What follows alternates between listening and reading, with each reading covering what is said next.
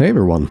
So the Burning Crusade is unique in being the only expansion requiring reputations to unlock heroic dungeons. More specifically, you'll have to reach Revered with a select number of reputations to obtain the keys needed. And on top of unlocking heroic dungeons, many reputations also provide some very good strong gear in the first phase of the game. And then there's some receipts and whatever, you know, all that good stuff. Now in the Burning Crusade, you can start working on reputations straight away. Like the minute you enter Outland, you can start focusing on the first ones. And I like that a lot. So you could focus on getting to 70 as fast as humanly possible, but you could also just not do that. Instead, you could start working on your reputation straight away and basically forget about experience. The levels will come as a side effect anyway as you're working towards the reputations. Now, reputations would also just be the first thing you do once you hit 70, so what's the point in waiting, really? Now, as such, this video will serve as a reputation guide while leveling. I'll assume everyone wants Revered with every reputation that unlocks heroic dungeons. And on top of that, you might want to reach Exalted with some specific reputations for some items or receipts or whatever. Now, some reputations do not unlock heroic dungeons, or they're mainly associated with max level content.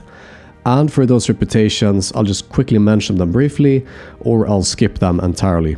Also, use the timestamps to look up specific reputations. First out are the reputations of Hellfire Peninsula. So that's Thrallmar for Horde or Honorhold for Alliance.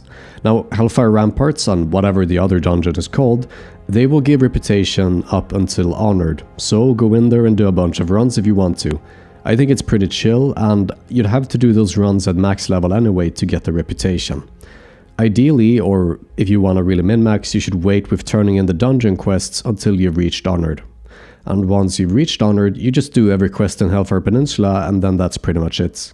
According to some guides on the internet, you should be allowed 11k into Honored if you've done it this way, so at that point, just do one more dungeon or whatever once you're 70 and you'll be fine. Now, what if you want Exalted with the factions? Well, they provide some receipts and stuff. There's a spell power main hand, there's a tanking sword main hand and stuff.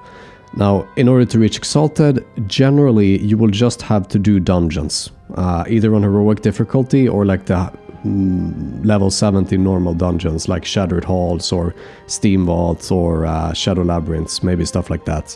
But I won't talk too much about that. Anyway. We quickly finished Hellfire Peninsula and we've now moved on to the Blue Swamp's Hunger Marsh. Now moving into this next zone, we'll be greeted by a bunch of random bugs and the druids of the Cenarion expedition. Now this reputation will unlock the heroic key for Underbug, Slave Pens and the Steam Vault. And of course there are some epics and a few receipts. Now, just like in Hellfire Peninsula, we ideally want to avoid doing any quests in the zone until you've reached Honored. However, there are two ways of achieving this with Cenarion Circle. So the first way, if we are a few days into the expansion, the item Unidentified Plant Parts has surely started amassing on the auction house. They drop just about everywhere in the zone and they can be turned in for reputation until you reached Honored. If they are cheap, which they will become eventually, reaching Honored could take like 5 minutes or something. I think you turn in 10 plant parts and you get 250 reps. Last time around they ended up costing like a silver each, so that was really convenient. So one way to get to Honored, simply turn in the unidentified plant parts by buying them from the auction house. Now the second option is of course running the dungeons, so that's doing slave pens. Now, one benefit of doing slave pens is that there are both mining nodes and herb veins, I was about to say, in the dungeon.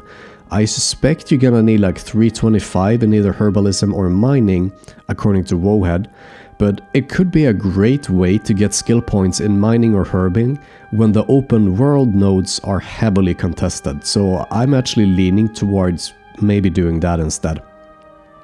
So, anyway, besides quests in Sangar Marsh for getting Cenarion Expedition reputation, there are also some quests in Terrakar Forest, and there's actually quite a bunch of quests in Blade's Edge Mountain. That's primarily at Ruan Weald, up here you see it. So Personally, I'm probably gonna skip most of Blade's Edge Mountains, although some of the music in that zone is a real banger.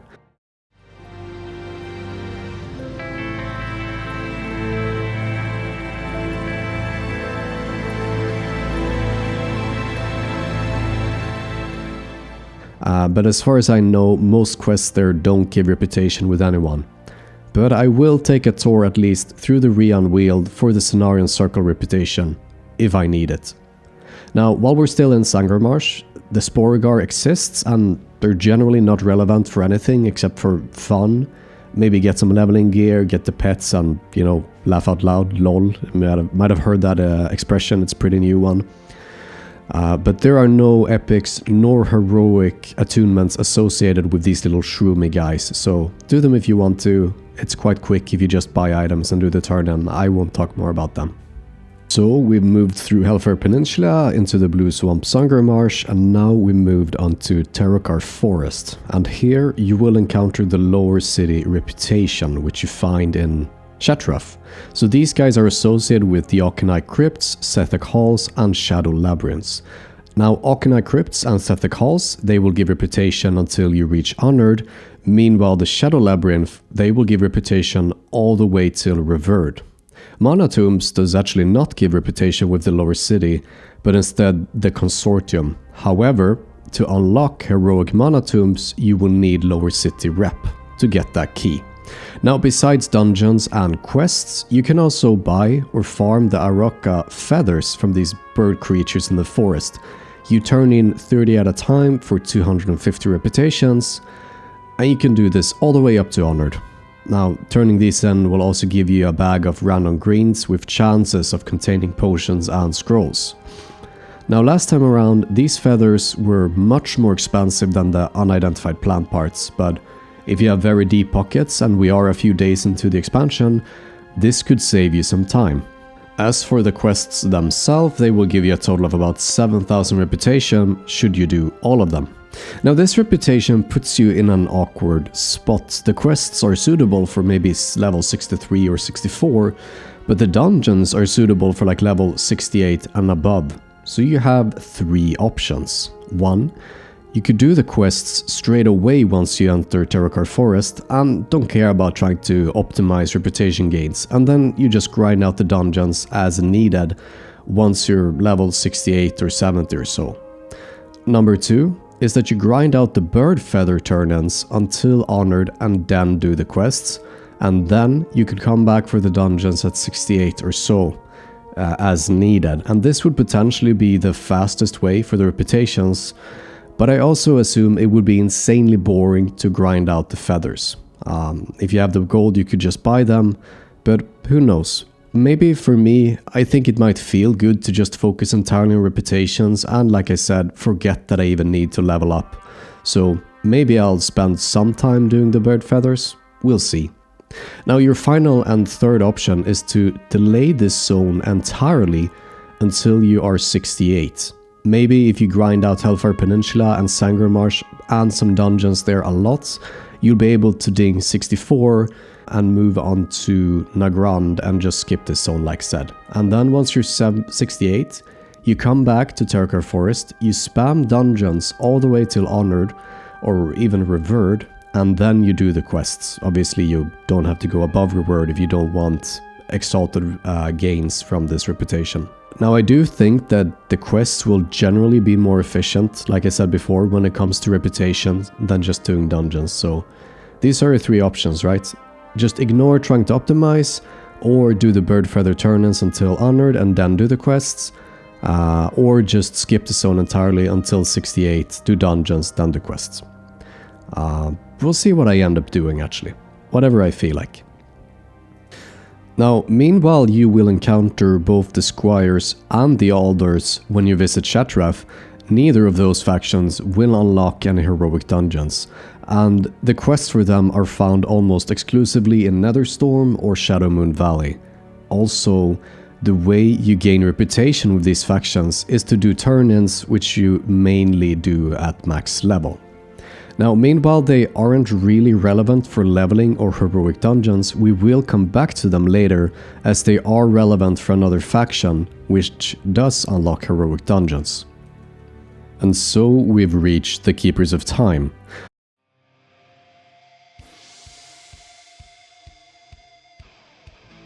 Reputation with this faction can only be obtained through dungeons and quests associated with those dungeons, all of them found in the Caverns of Time.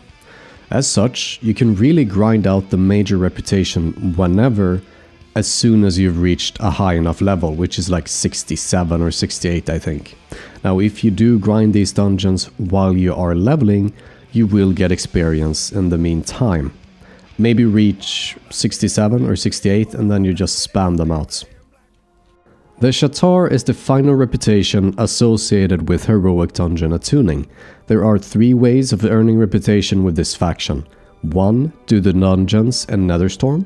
2. Do the quests, well some of the quests in Shadowmoon Valley and Terokkar Forests. And 3. Do turn-ins associated with the Scryers or the Aldors. Oddly enough, there does not seem to be any quests associated with this faction in the Netherstorm, despite all the dungeons you unlock being in Netherstorm. Now, meanwhile you likely won't be able to obtain much reputation with the sha'tar prior to level 70, there is still one way to save a lot of time when it comes to this faction, but in order to understand why, we have to go through the Scryers or the Aldors briefly. So, out of these 2 reputations, you can only have one, as gaining rep with one of them will make you lose reputation with the other. Both factions, however, are farmed through turn-ins mainly. Both reward item enhancements, receipts and epics, and neither the Aldors nor the Scryers unlock any heroic dungeons. Now there are 3 different types of turn-ins for these 2 reputation. I'm gonna call them weak, medium and strong turn-ins for the sake of simplicity. So, weak turn-ins involve the Firewing Signs for the Scryers or the Mark of Kil'jaeden for the Aldors. Now these weak turn-ins will stop giving reputations once you reach Honored. The medium strength ones involves the Sunfury Signs to the Scryers or the Mark of Sargeras to the Aldors, and these will give reputation all the way to Exalted. Finally, the strong turn-ins involves the Arcane Tomes for the Scryers or the Fell Armaments to the Aldors, and they will also give reputation all the way to Exalted. Now, the enhancements are also bought with currency that you receive from turning in these tomes or the armaments. So, the weak items drop in the open world and the medium and strong items drop in different high-level dungeons. All of these can be traded on the auction house. Now, whenever you do a turn-in with either the Alder or the Scryers, you will also gain reputation with the sha'tar, up until you're 1 point away from Honored, so that's 5,999 out of 6,000 in Friendly. I think that you will get reputation with the sha'tar at half the rate which you get reputation with the Alders or the Scryer. So, first of all, you should do weak turn-ins with them, Alder or Scryers, until you reach Honored, and then you should start doing the medium and strong turn-ins. Now ideally, you would try and get as much reputation as possible with the sha'tar in this way before you start stepping into the dungeons to grind them, and that way you will be able to save yourself a bunch of dungeon runs. Also, obviously, wait with the medium or the heavy, what's that what I call them? The strong turn-ins until you've reached Honored, so you don't waste potential gains from the weak turn-ins. But so, we've covered all the reputations associated with unlocking heroic dungeons. And like I said, the goal was to tell you what you could do to progress these reputations before you reach max level.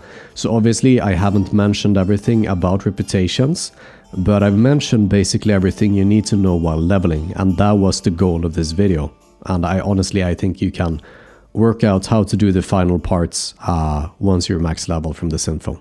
Now anyway, I might do videos covering the last reputations as well, so make sure to subscribe not to miss out on those. Now another thing I'm probably gonna do as well is make a guide looking at how you can start doing the attunements to Karazhan before you reach max level as well, and maybe, I don't know if you can start the quest line to summon the big dragon boy in Karazhan as well before you reach level.